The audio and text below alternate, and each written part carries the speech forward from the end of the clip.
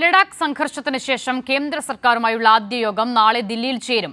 Kargil democratic alliance പ്രതിനിധികളും ആഭ്യന്തര മന്ത്രാലയവുമാണ് യോഗം ചേരുക. ആവശ്യങ്ങൾ അംഗീകരിച്ചില്ലെങ്കിൽ പ്രതിഷേധങ്ങളുമായി മുന്നോട്ടു പോകാനാണ് സംഘടനകളുടെ നീക്കം. സംസ്ഥാന പദവി ആവശ്യപ്പെട്ടുകൊണ്ട് സംഘടിപ്പിച്ച പ്രതിഷേധം സംഘർഷത്തിൽ കലാശിച്ചതിനു പിന്നാലെയുള്ള പ്രാഥമിക യോഗമാണ് നാളെ ചേരുന്നത്.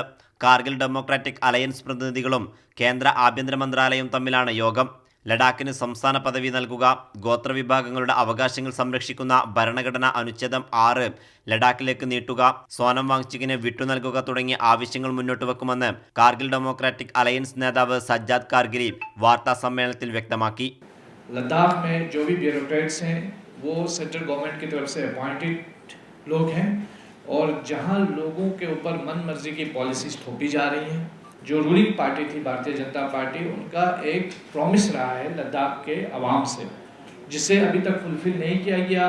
വാങ്ചുക്കിനെതിരെയുള്ള പാകിസ്ഥാൻ ബന്ധം അടിസ്ഥാനരഹിതമാണെന്നും കേന്ദ്രത്തിന്റെ ദുഷ്ടലാക്ക് നടപ്പിലാക്കാനാണ് ഇത്തരം ആരോപണങ്ങളെന്നും നേതാക്കൾ വിമർശിച്ചു. ये बेबुनियाद एलिगेशंस हैं. आप देखिए, हमने यहाँ सोनम वांगचुक जी पाकिस्तान गए थे और इस देश में बहुत सारे लोग पाकिस्तान गए हैं. अपनी पॉलिटिक्स चमकाने के लिए इस तरह के गंदे आरोप नहीं लगाना चाहिए, किसी को भी नहीं लगाना चाहिए. 2019 ആർട്ടിക്കിൾ 370 എടുത്തുകളഞ്ഞതോടെ ലഡാക്ക് ജനതയുടെ അവകാശങ്ങൾ ലംഘിക്കപ്പെട്ടു.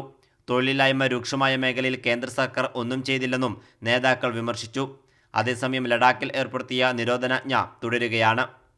കൈരളി ന്യൂസ്, ദില്ലി.